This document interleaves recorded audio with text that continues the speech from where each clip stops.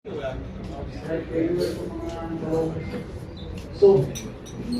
needed you more. I needed you more in the coming days. Ito ang mga masalas din. So, alam niyo, ang hindi naintindihan ng Dota, yung mga antiko. So, wala ko lang yan sa rato, wala nyo nakagard kung sino yung snatcher. Oo, totoo. Alam na, kikilos mo na. Kaya nung araw na nakabunggo sa kalsada, nagugulat yung mga kriminal, ba't sila madaling nahuhuli? Because I grew up in the city of Manila. Born, grew up with criminals. I grew up with criminals. Alam natin pare-pareho. Yung araw, alam niyo naman na mabuhay street eh. Mabuhay na mabuhay yun. Alam natin pare-pareho. Kaya yung salamat sa Diyos, yung hirap na pinagdaanan ko ng bata ko, hindi ko akalain na magagaling ko sa pagpupugyar na ngayon. Yung mga karanasan na yun. Nung araw, ang lens ko, pagka dumadaan sa amin, teklop na lamesa. Dumadaan pa ng lens ko, wala pang sit-sit yun. Dumadaan pa na, uy lang. That's how we respect. And hindi ka lang. Hindi para natakutan ang pulis, kundi para respeto ang taong uniformado at alagad ng pamahalaan.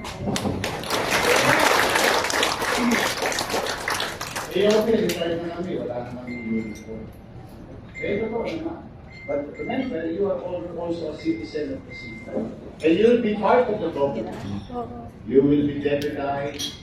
You will be part of the peace and order situation of our city as a augmentation to our existing uniform. So may gagawin pa kayo. Meron pa kayong mission mga Antigong Maynila. Tulungan ninyo ako na kami ni makisaayos at makikalim. Alam mo, di ba rin mahirap ka?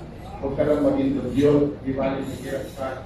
Huwag ka lang ako umuwi. Yung makatutulong ka ng mahilig, umihilig ka. Yung kapanatagan sa luso. I think na kailangan mo ng ating mga mamamayan.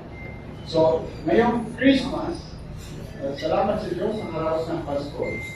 Alam ko, sugatan kayo.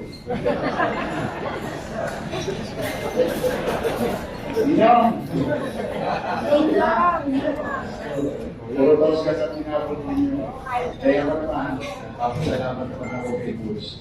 Sabi ko, Bulls, ako, itulo ko na yung nandito. Tatapusin ko lang yung commitment ko sa... Kaya tayo nagkasama-sama ngayon. But then again, salamat sa inyo, araw sa Christmas, buhay pa kayo. Buhay pa tayo lahat. Sa mga asawa, na nandito, bilhin nyo ng maraming vitamina yung mga asawa.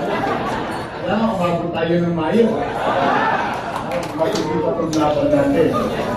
Pero mapapaalala ko lang sa inyo, direct lang itong restaurant na ito. Dito tayo nakita-kita ng 2019, nalo tayo.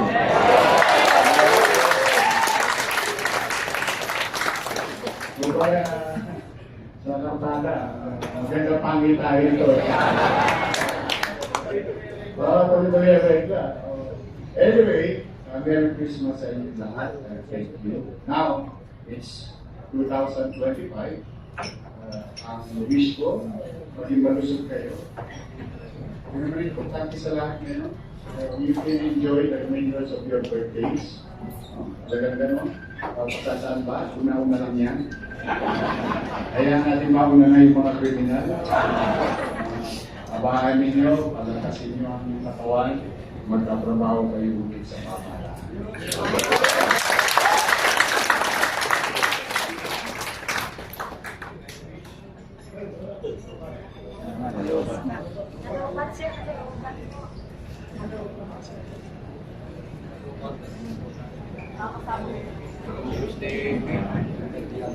Kalaya ko rin naman ang mapupunto sa sasakin ko susunod.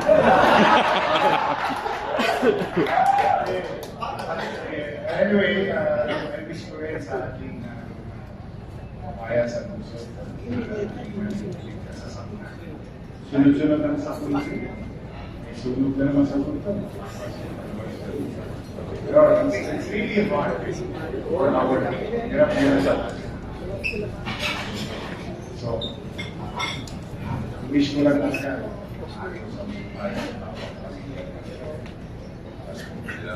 at kapayapaan at in our city, in our country, to the world.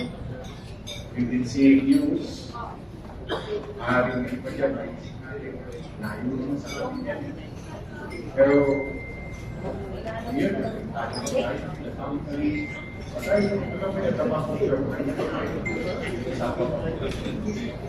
kaya siguro, ayaw na lang. Kasi manalangin tayo. Para na lang sa anak natin. Huwag na sa atin. Kasi, hindi ko alam kung natin kayo ng hypocrisy dito.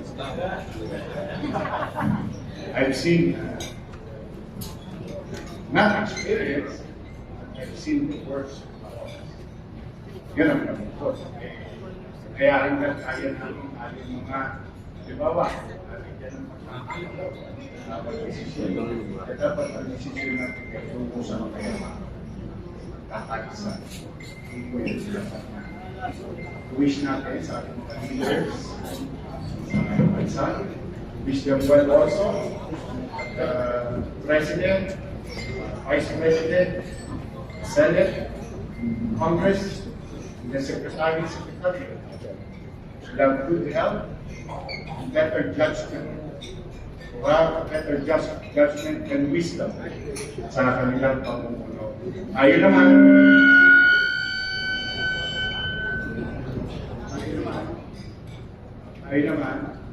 bilang mamamayan, sumunod tayo sa ating yun, tulong na natin yun sa Presidente, Vice President, Senador, Congressman, at Secretary.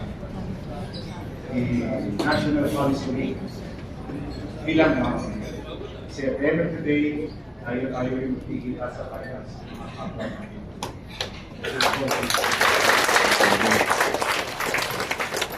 So, ayaw ba?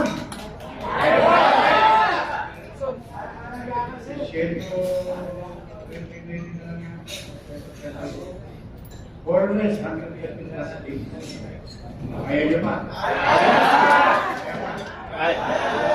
You continue our 30 talking to our people in the city.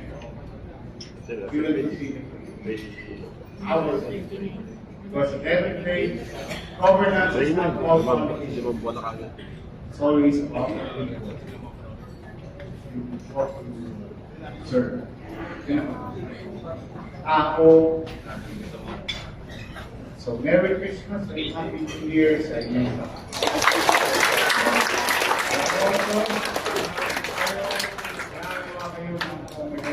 Manila! Yes, sir!